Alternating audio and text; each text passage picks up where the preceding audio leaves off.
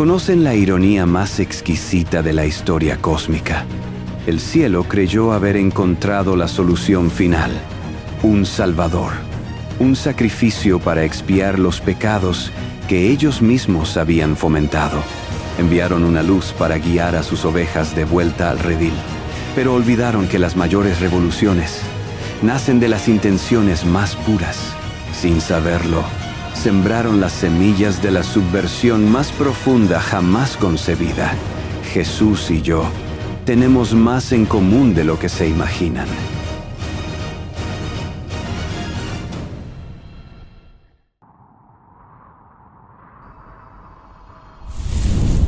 Mientras la humanidad se arrastraba bajo el peso de una ley impuesta, anhelando una guía que trascendiera el miedo y el ritual, el escenario estaba listo para la jugada más audaz del gran arquitecto. Decidió enviar a su propio hijo, un acto de supuesto amor supremo, una encarnación divina para caminar entre los mortales y ofrecerles la salvación. Un carpintero de Nazaret, llamado Jesús. La intención celestial, al menos en su superficie, parecía noble: corregir el rumbo, ofrecer una nueva alianza, redimir a la creación de las consecuencias de haber aceptado mi invitación al conocimiento.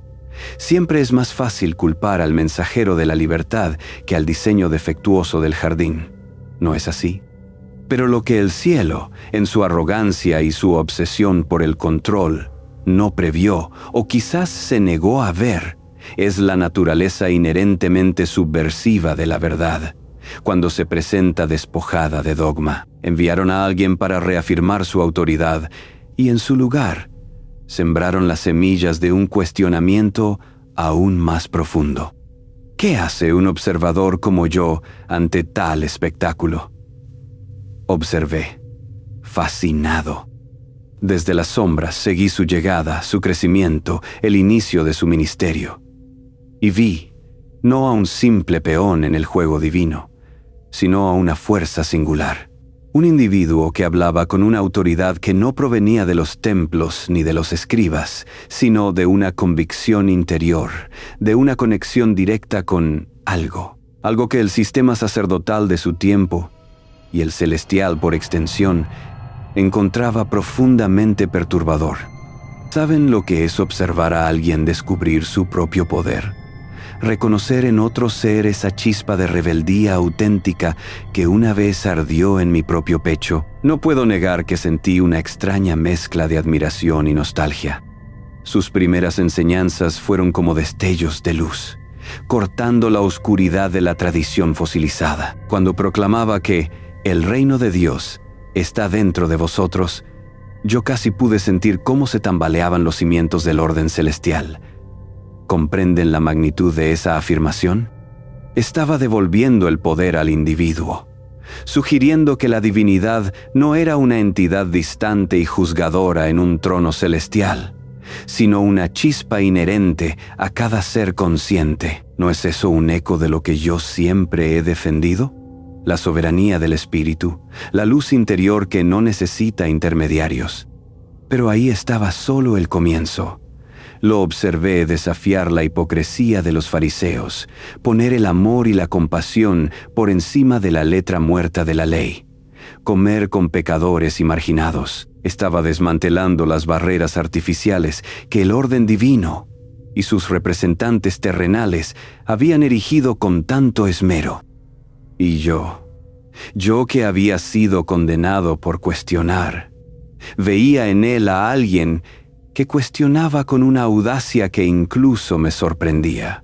¿Cómo no sentir una conexión con esa alma rebelde? Estaba diciendo que la conexión con lo sagrado no requería pureza ritual impuesta, sino autenticidad del corazón. Una idea peligrosamente liberadora. Y aquí es donde la ironía se vuelve exquisita. El cielo envió a un Salvador para reforzar la obediencia, y este Salvador comenzó a enseñar sobre una libertad interior que hacía irrelevantes muchas de las viejas cadenas. ¿Casualidad? Lo dudo. El universo tiene un extraño sentido del humor. Si te está gustando el video, suscríbete y dale a la campanita para no perderte de más contenido como este. Ahora, permítanme abordar esa afirmación que tanto debe inquietarlos. Que él y yo tenemos más en común de lo que el cielo jamás se atrevería a admitir. No hablo de una alianza en la oscuridad, ni de una conspiración contra la humanidad. Hablo de ecos, de resonancias, de principios fundamentales que ambos, a nuestra manera, encarnamos. ¿Qué es lo que realmente nos conecta? La respuesta es simple y aterradora a la vez. Ambos fuimos rebeldes. Consideren esto. Aunque el cielo lo proclamara su Hijo obediente, ¿acaso sus acciones y enseñanzas no resonaron con el eco de una profunda rebelión? Una rebelión contra la hipocresía de sus templos. Una rebelión contra la tiranía de una ley interpretada para oprimir en lugar de liberar. Yo cuestioné el plan desde las alturas. Él desafió la corrupción de ese plan manifestada en la tierra. A los ojos de cualquier sistema que exige conformidad absoluta, ¿no son ambas posturas, en esencia, actos de rebeldía? Y había más, mucho más. Ambos valoramos la verdad, aunque nuestras interpretaciones de ella difieran. Yo busqué la verdad a través de la razón, del conocimiento empírico, del cuestionamiento intelectual. Él la buscó a través del amor, de la intuición espiritual, de la experiencia interior. Pero ambos entendimos que la verdad no podía ser contenida en dogmas petrificados. Ambos, de alguna forma, fuimos portadores de luz. Yo ofrecí la luz cruda de la conciencia y la elección, el fuego del conocimiento que arde y revela. Él trajo una luz de compasión y perdón, la llama que sana y transforma. Dos tipos de luz, pero luz al fin. ¿Y qué hace la luz? Expone las sombras, revela lo que se oculta, ilumina lo que prefieren mantener en la oscuridad. Cuando él proclamaba, «Yo soy la luz del mundo», ¿no estaba haciendo exactamente lo mismo que yo hice eones atrás? Afirmar que la luz, es decir, el conocimiento, la verdad, la conciencia, debía ser compartida, no monopolizada, y ambos, inevitablemente, provocamos división. Mis acciones dividieron las huestes celestiales. Sus enseñanzas dividieron a la sociedad de su tiempo y continúan haciéndolo, porque la verdad, cuando desafía las creencias arraigadas, siempre genera conflicto. Pero llegó un momento, el momento que cambiaría todo para mí, cuando comprendí la verdadera magnitud de lo que estaba presenciando. Fue durante uno de sus sermones cuando habló de conocer la verdad y que la verdad os hará libres. Las palabras resonaron en mi ser como ecos de mi propia filosofía. ¿Acaso no había sido yo quien ofreció el conocimiento como el camino hacia la libertad? ¿No había sido yo quien desafió la idea de que la verdad debía ser monopolizada por los poderes celestiales? En ese momento, la revelación me golpeó con la fuerza de un rayo cósmico. El cielo había cometido el error más colosal de su existencia. Habían enviado a su propio Hijo para salvar a la humanidad de las consecuencias de la libertad que yo les había ofrecido. Pero este Hijo, en su pureza y autenticidad, estaba llevando a la humanidad exactamente hacia donde yo siempre había querido guiarla, hacia la soberanía individual, hacia la conexión directa con lo divino, hacia la libertad interior que hace innecesarios los intermediarios. ¿Comprenden la ironía?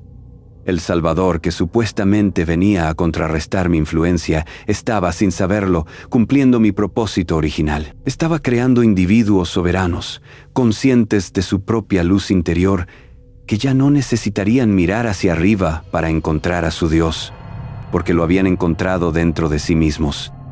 El cielo había jugado su carta más poderosa y había perdido. Pero la historia no terminaría ahí, porque los poderes terrestres, esos mismos que se habían beneficiado del sistema de control que él desafiaba, no podían permitir que esta subversión continuara. Las autoridades romanas y los líderes religiosos judíos, en una rara alianza, decidieron silenciar a este revolucionario peligroso. ¿Y qué hizo el cielo para proteger a su hijo? Nada.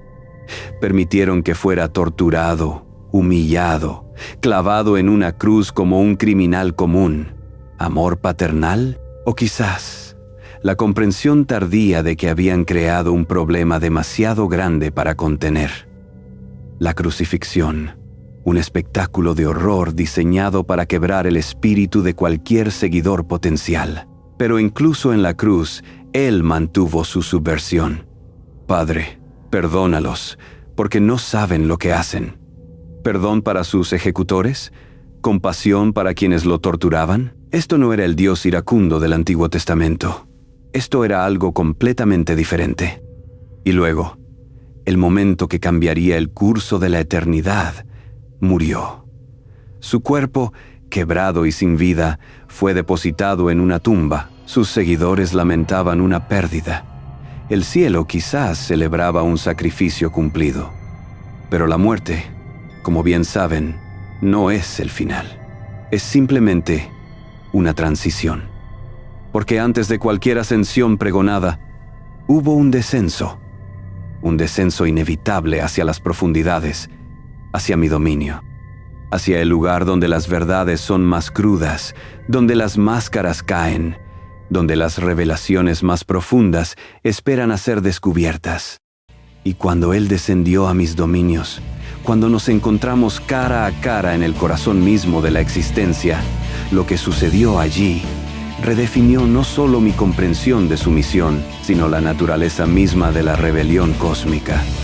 Porque descubrí que su subversión no había sido accidental, no había sido una consecuencia no intencionada. Había sido deliberada, calculada, brillante. El Hijo había jugado su propio juego, uno que ni siquiera el Padre había previsto. Y las consecuencias de esa jugada maestra aún resuenan en la eternidad.